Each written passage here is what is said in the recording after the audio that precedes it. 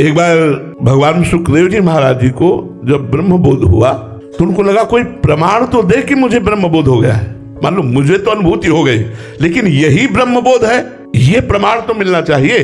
तो भगवान व्यास देव जी के पास गए, बहुत ध्यान से सुनना। भगवान व्यास देव जी के पास गए तो भगवान व्यास देव जी ने देखा कि संपूर्ण गुरु बुद्धि हमें नहीं है, बिना गुरु बुद्धि के काम नहीं चलता, सदगुरु बुद्धि होनी चाहिए।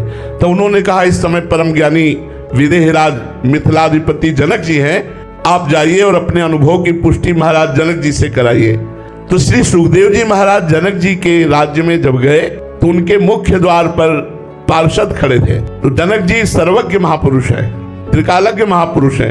उन्होंने पहले ही आज्ञा कर दी कि नंग धड़ंग 16 वर्ष की अवस्था एक महापुरुष पधारेंगे, उनको प्रवेश निषेध कर दो। तो यही श्री सुखदेव जी आए, दरवाजे में उनको रोक दिया गया। 7 दिन 7 रात तक कोई उत्तर नहीं। रोज पूछते जनक जी आज उनके मुखाकृति, बोले भगवान जैसे पहले दिन आए थे वैसे ही प्रसन्न मुद्रा में है। 7 दिन 7 रात्रि दरवाजे पर ही खड़े रखा, ना उनको अपमान का बोध हुआ, ना उनको कोई चिड़चिड़ाहट हुई, कुछ नहीं, वैसे ही शांत मुद्रा, वैसे ही प्रसन्न मुद्रा। 7वें दिन का जाओ महलों में ले जाओ। आप दिगंबर रहते थे भगवान सुखदेव जी, महलों में ले गए, सुंदरी नव युवतियों से स्नान कराना, श्रृंगार कराना, भोजन कराना, सब 7 रात 7 दिन तक सुंदरी नव युवतियां उनके शरीर की सेवा करती रही।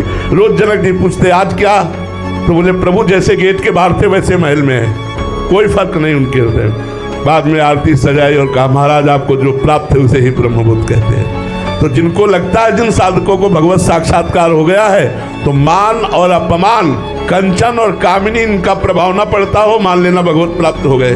और अगर तनिक भी प्रभाव पड़ता तो डब्बा और पाखंड में मत रहना, माया धज्जियां उड़ा देगी। अगर मान अपमान शून्य हृदय हो गया है, किसी भी सुंदरी स्त्री का प्रभाव पुरुष शरीर पर या पुरुष का प्रभाव किसी स्त्री के हृदय में, तो फिर वो ब्रह्मबोध नहीं।